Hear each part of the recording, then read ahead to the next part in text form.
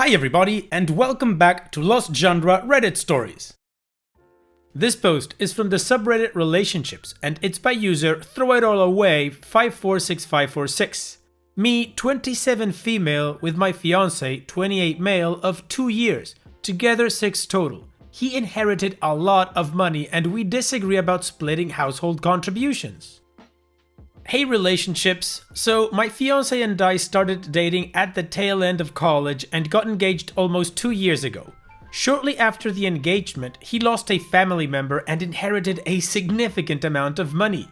He immediately got a financial advisor and invested a lot of the money. For a while, we carried on living the way we always did, and his inheritance was viewed by both of us as something to grow for security and for the future, and that we'd access it to make important purchases like wedding expenses, a house, etc. We had a conversation about this right away and were on the same page until recently.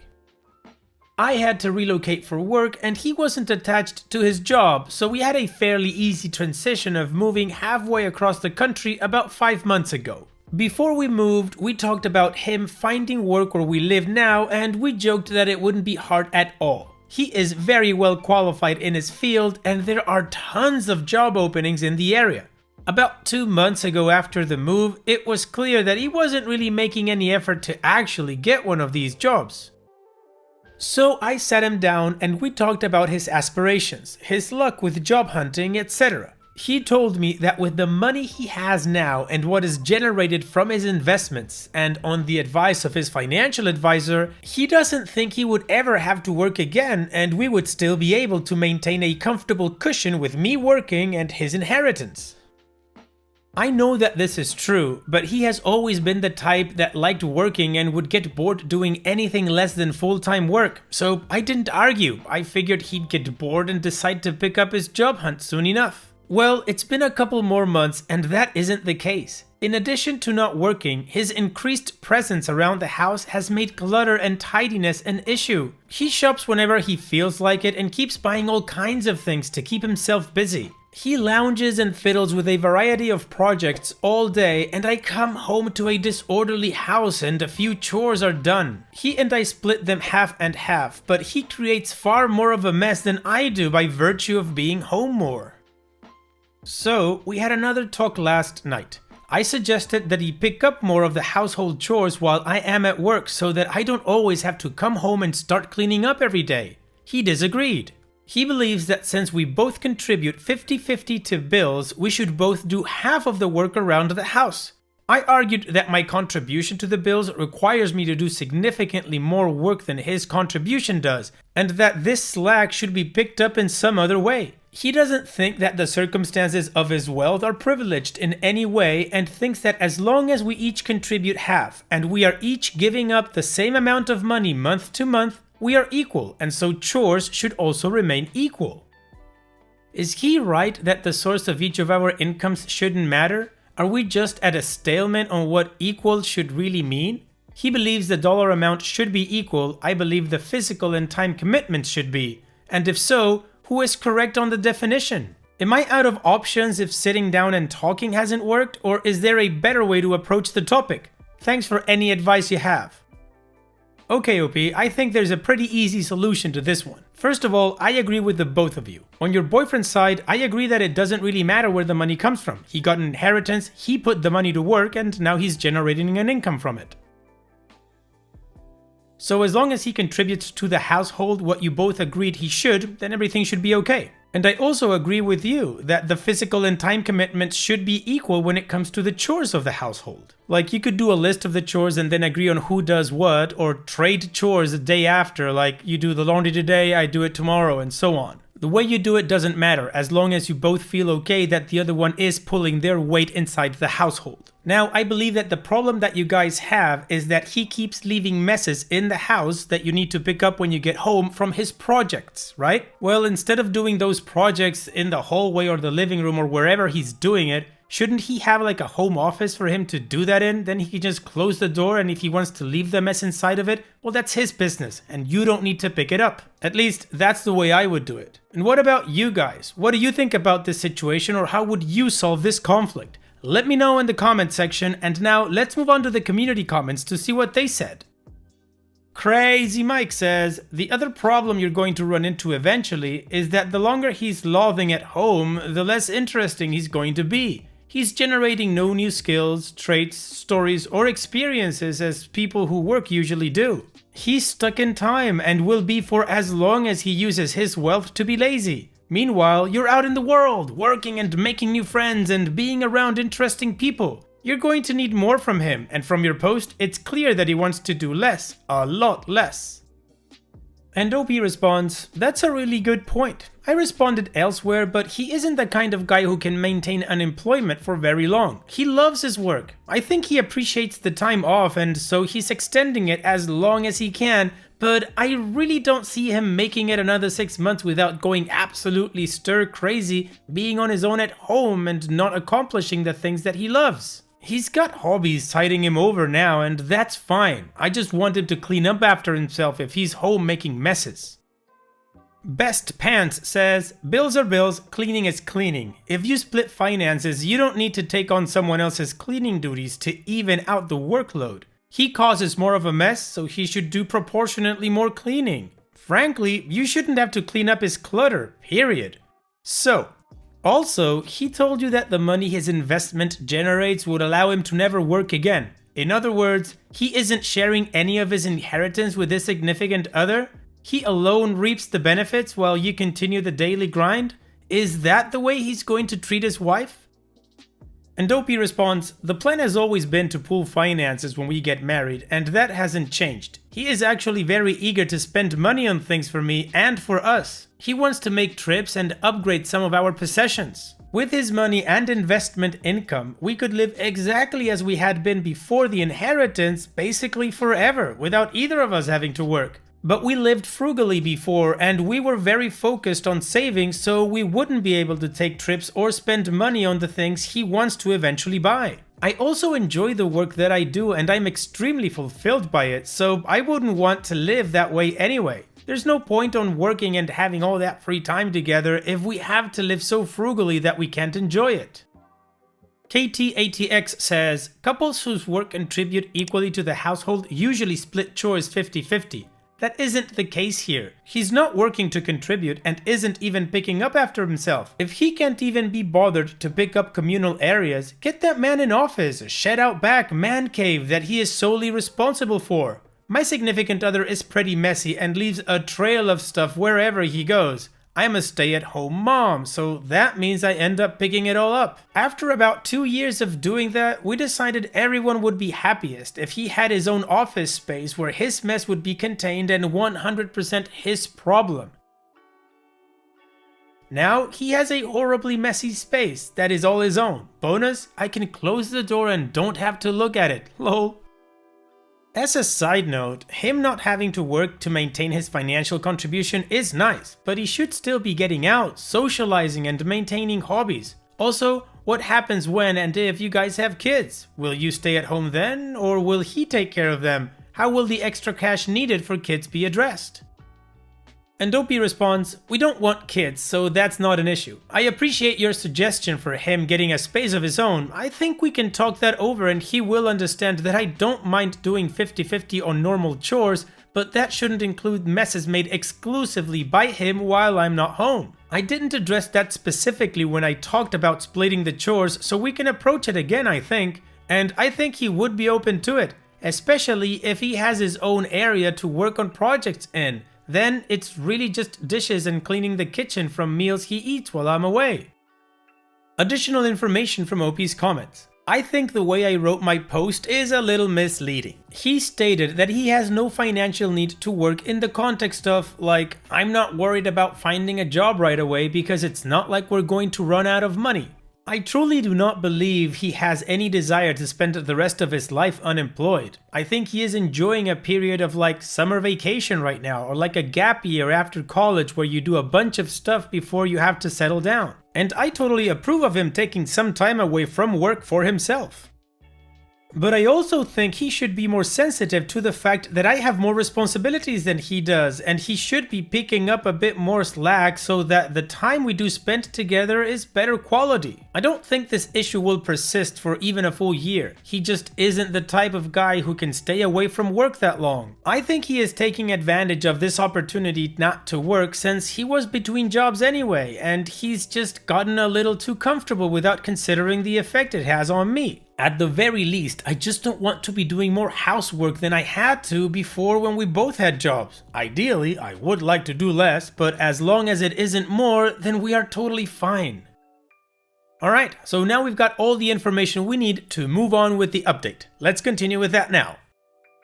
So this is a fairly quick update since it apparently just takes one good conversation to resolve something. I came home from a particular busy day at work, the first of many for the next couple of weeks. My fiance was in the living room working on his bike, and there were a decent amount of dishes in the sink and a couple of pans on the stove.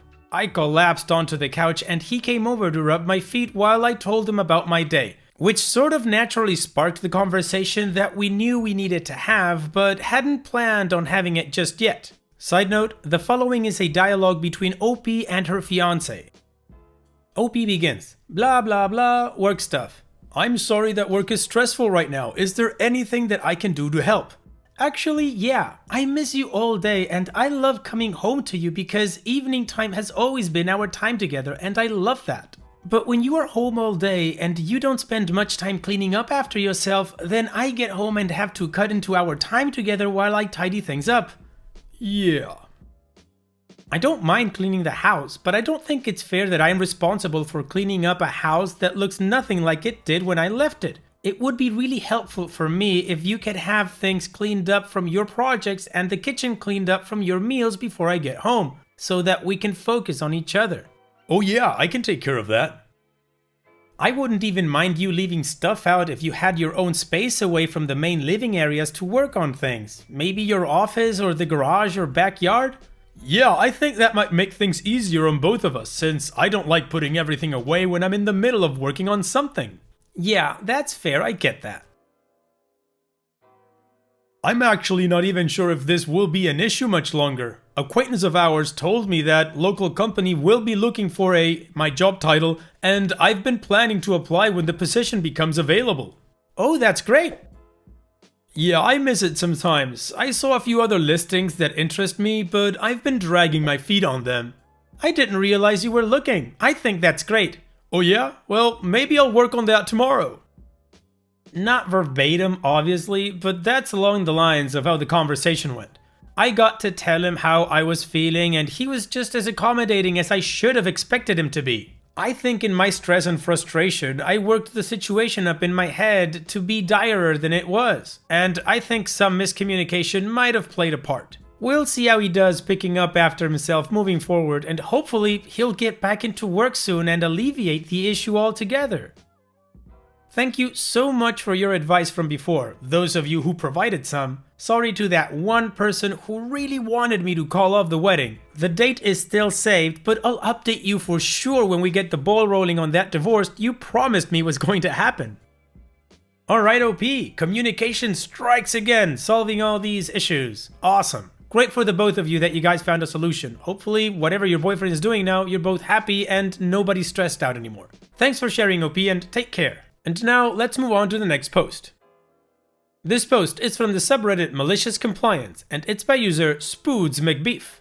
My boss demanded I serve all customers and fill all shelves, no matter how far past closing hours it was. So, the first job I ever worked at for a few years was a grocery retail store with several different departments, including a deli for lunch, meat, and cheese, which is where I worked.